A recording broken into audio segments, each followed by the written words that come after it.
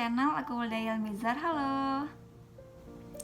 Oke, di video kali ini aku akan kasih beberapa informasi untuk teman-teman, khususnya yang masih tunda-tunda buat pasang behel dan yang kondisi giginya saling tumpang tindih kayak kondisi gigi aku atau bisa hampir mirip kondisi gigi aku. Karena ini permasalahannya cukup krusial ya, yang sampai membuat aku itu kayak menyesal gitu loh baru pasang behelnya itu sekarang gitu, kenapa nggak dari dulu gitu. Nah, nanti juga aku akan bahas mengenai update kontrol aku kemarin di 15 Oktober 2021. Jadi ya, seperti biasa sebelum kita ke videonya, jangan lupa buat support channel aku dengan cara like, comment, dan subscribe. Thank you. Pertama, di sini aku akan bahas dulu mengenai satu informasi yang benar-benar harus aku sampaikan ke kalian.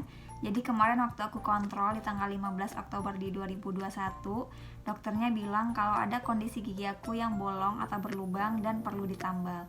Nah, kondisi gigi aku yang bolong itu adalah gigi depan, gigi yang ini.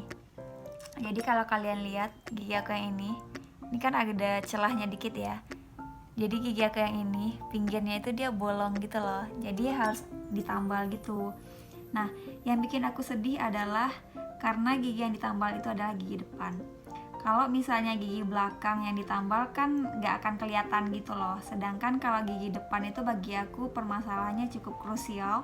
Dan ya walaupun nanti tambalannya warnanya akan sama dengan gigi aslinya gitu, tapi tambalan itu kan sifatnya nggak permanen ya, sedangkan kita harus kontrol 1 kali 6 bulan buat tambalannya gitu. Nah, inilah yang sedikit membuat aku sedih dan menyesal baru pasang behelnya itu sekarang gitu.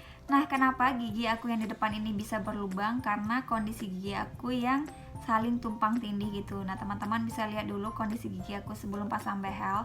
Jadi untuk gigi aku yang di depan ini dia saling berdempetan gitu loh, sehingga untuk yang bagian belakangnya dia nggak pernah kejangkau sama sikat gigi, sehingga plaknya numpuk terus gitu loh.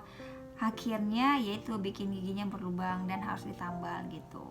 Dan inilah yang aku maksud bahwa kondisi gigi yang nggak rapih, kondisi gigi yang saling bertumpukan atau saling tumpang tindih itu nggak bagus untuk kesehatan gitu. Nah, kalau misalnya gigi aku biarin aja kayak awal sebelum pasang behel, nggak pernah dirapiin, aku nggak akan pernah tahu bahwa gigi aku yang ini tuh dia udah berlubang gitu loh. Karena nanti kan lama kelamaan lubangnya akan makin membesar dan pertumbuhan bakterinya juga akan semakin banyak dan bisa membuat kerusakan untuk giginya itu sendiri gitu. Dan itu sangat krusial dan akan sangat merubah penampilan gitu.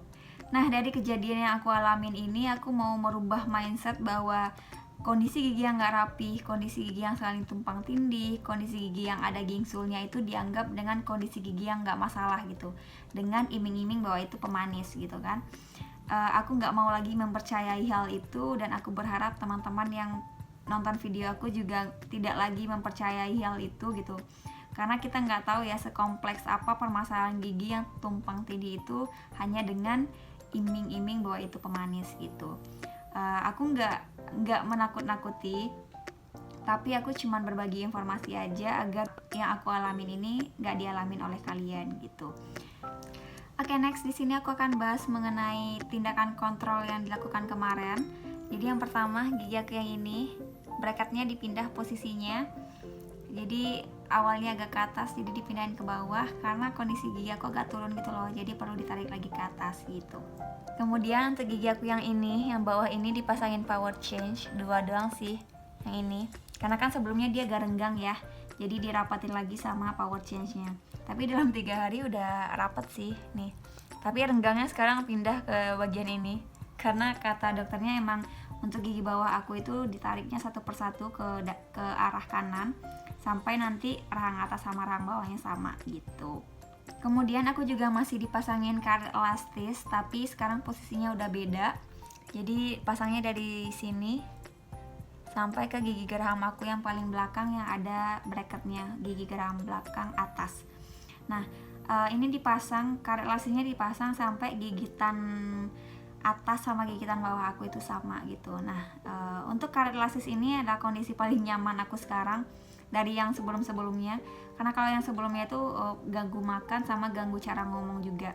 Tapi kalau yang ini nggak ganggu sih. Jadi kalau aku makan aku nggak perlu copot, kalau aku ngomong juga nggak mengganggu cara ngomong juga. Jadi ini kondisi karet elastis paling nyaman sejauh ini gitu.